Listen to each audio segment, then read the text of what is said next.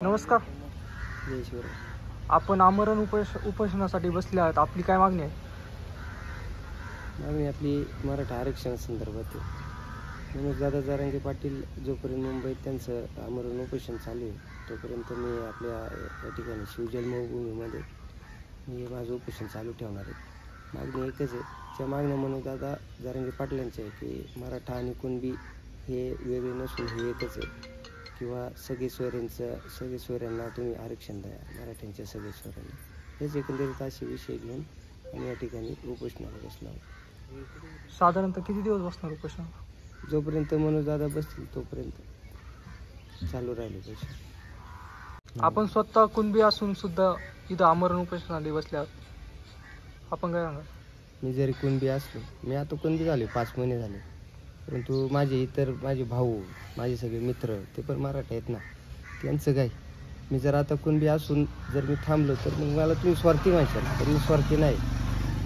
मी फक्त समाजासाठी काम करणार आहे आणि करत आलो. हे सगळ्या गावांनी किंवा आपल्या तालुक्यांनी पाहिले, याच्या आधी पण आपण आंदोलनं केलेत. याच्यात कुठल्याच प्रकारचा स्वार्थ नाही. एक निस्वार्थीपणे या आंदोलनामध्ये उपोषणाला बसलो.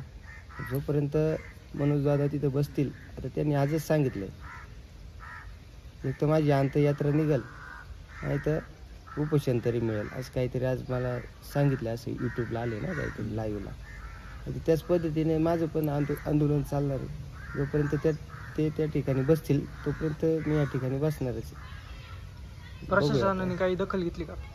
प्रशासनाने तर नाही अजून काही दखल घेतली. इथं कोणी आलंच नाही अजून. इथं काही नाही, सरकारी दवाखान्याचे डॉक्टर आले ते, पण अजून काही कोणी आलं नाही. येतील ना, पुढे जातील. जर तुमच्या मागण्या मान्य नाही झाल्या तर तुमची पुढची भूमिका काय असेल? आमरण उपोषणच त्यासाठी ना. एक तर आम्ही तरी असू, नाही तर आरक्षण तरी असेल. जोपर्यंत मनोजदादा जरांगे पाटील तिथं बसलेत मुंबईत, तोपर्यंत आम्ही इथं बसणार आहे. आणि वेळ आली तर आम्ही तालुका बंद करू आणि इथले जे लोकप्रतिनिधी, आमदार, खासदार यांच्या दारापुढे जाऊन बसू. आम्हाला दुसरा पर्याय नाही. अख्खा समाज घेऊन जाऊ तिथं, तालुका बंद करू. अनेक मार्ग आहेत जे लोकशाहीच्या पद्धतीने जे काही करता येईल ते आम्ही करणार आहे. आणि आम्हाला दोन्ही मार्ग अवलंबता येतात. आम्ही मराठी, लोकशाहीचं राज्य आहे. डॉक्टर बाबासाहेब आंबेडकरांच्या संविधानाचे आम्ही खूप रिस्पेक्ट करतो आणि त्याच संविधानानुसार आम्ही आमचा हक्क मागतो. संविधानामध्येच लिहिलं आहे समता, बंधुता, एकता. जर आता आर्थिकदृष्ट्या, सामाजिकदृष्ट्या समताच नाही, एक आर्थिकदृष्ट्या विभागले गेलेलो आहेत. मग संविधानाचा अपमान नाही का? राज्यकर्ते फक्त संविधानाचा अपमान करतात आहे. आणि बघू आता पुढं काय होते. इथं कोणी लोकप्रतिनिधी आलता का भेटायला? नाही, कोणी नाही. कोणीच नाही. अजून नाही.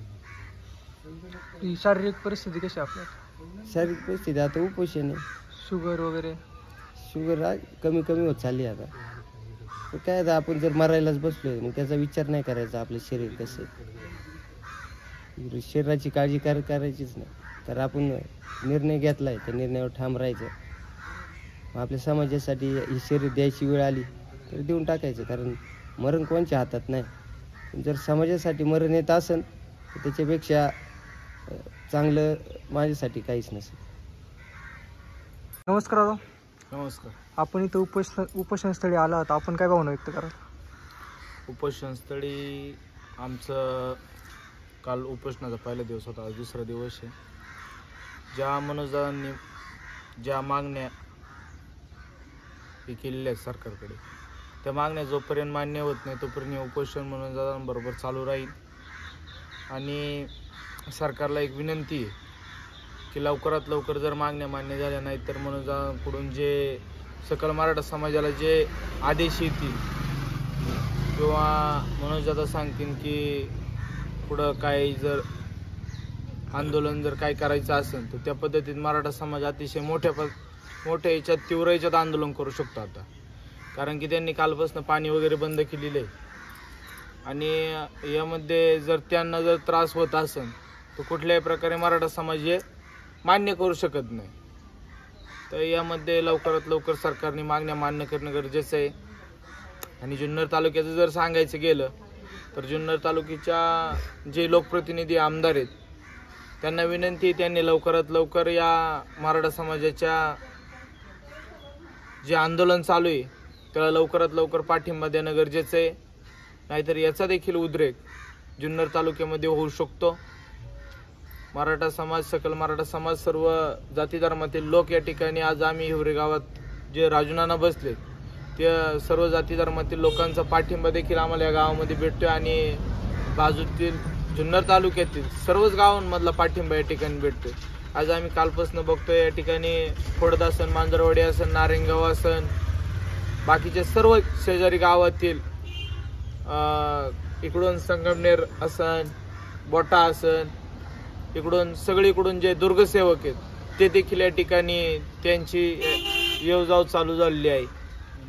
अशा पद्धतीने जर यामध्ये लवकरात लवकर निर्णय जर झाला नाही तर आम्ही देखील थोड्याच दिवसात जर लवकर जर काही मागण्या मान्य झाल्या नाही तर आम्ही देखील नारायणगाव या ठिकाणी आमरण उपोषण करण्याची आमची देखील तयारी आहे. त्यामुळं तालुक्यातील नेते असतील, मुख्यमंत्री असतील, उपमुख्यमंत्री असतील, सरकारमध्ये जे सगळे आहेत त्यांना आमची एकच विनंती आहे की लवकरात लवकर जे मनोजदादांनी ज्या अटी शर्ती ज्या दिलेल्या आहेत त्या लवकरात लवकर मान्य कराव्यात आणि मराठा समाजाला लवकरात लवकर आरक्षण मिळवून द्यावं हीच आमची विनंती आहे. एवढं या ठिकाणी सांगतो. मुंबईमध्ये मराठी बांधवांची गैरसोय होती जेवण खाण्यापिण्याची, त्याच्याबद्दल काय बोल? आता जे मराठी बांधवांची जी मुंबईमध्ये गैरसोय होती ती जाणून बुजून होती. या ठिकाणी लालबागच्या ठिकाणी त्यांनी ते अन्नछत्र बंद केलं आणि मराठ्यांना याचा कुठल्याही प्रकारे काही परिणाम होणार नाहीये. आज देखील आमच्या जुन्नर तालुक्यामधून कमीत कमी 9 ते 10 गाड्या पाणी आसन, त्याच्यामध्ये जेवण आसन, चपाती आसन, मिरची आसन, बिस्किटचे पुडे असतील, केळी असतील, त्यांनी कितीही प्रयत्न जरी केला तर हे मराठी ते गनिमी कावा केल्याशिवाय राहणार नाही. आणि 100% या ठिकाणी सर्व आंदोलनकर्त्यांना ते जोपर्यंत त्या ठिकाणी राहतील तोपर्यंत त्यांना अन्न पुरवठा हा इथून पाणी पुरवठा असन, अन्न पुरवठा असन, सगळ्या गोष्टींचा या ठिकाणून पुरवठा त्यांना 100% होणार आहे. आणि इथून पुढच्या काळात या सरकारला नक्कीच याची भरपाई करून मराठा समाज नक्की भरपाई करेन याची, एवढं तुम्हाला नक्की सांगतो. राजेश नाना भोर हे उपोषणाला बसले. हिवरे तर्फे नारायणगाव यांच्यातर्फे बहुजन विकास आघाडी यांच्यातर्फे त्यांना पूर्ण पाठिंबा आहे का तुम्हाला आरक्षण मिळावं ही आमची इच्छा आहे. बाकी एवढंच, बाकी काय बोलणार.